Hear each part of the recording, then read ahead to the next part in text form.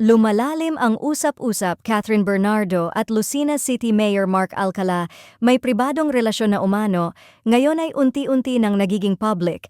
Mas lalo pang umigting ang usap-usapan matapos ang pagkakaspot kay Catherine Bernardo at Lucena City Mayor Mark Alcala sa isang dinner sa Lucena City.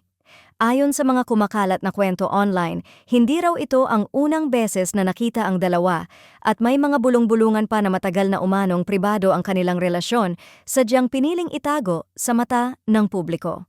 Dahil sa mga bagong detalye, may mga netizens na nagsasabing public sighting na raw ito ng isang relasyong matagal ng tahimik.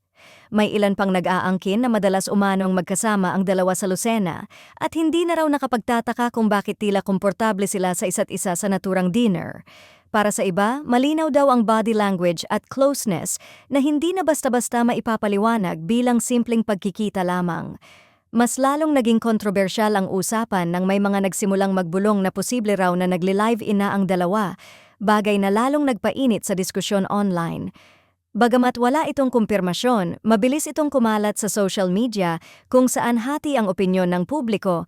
May mga naniniwala, may mga nagdududa, at may mga nananawagan ng pag-iingat sa pagpapakalat ng impormasyon. May mga fans ni Catherine na nagsasabing kung totoo man, wala naman daw masama kung pinili ng actress na maging masaya at protektahan ang kanyang personal na buhay matapos ang mga pinagdaanan. Kung pribado nila itong inalagaan, karapatan nila yon, ayon sa isang komento.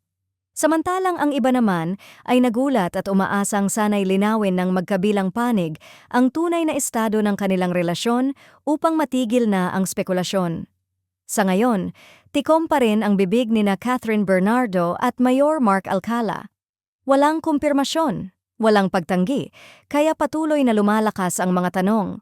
Isang simpleng dinner lang ba talaga ito? O isang relasyong matagal ng pribado na unti-unti nang lumalantad sa publiko?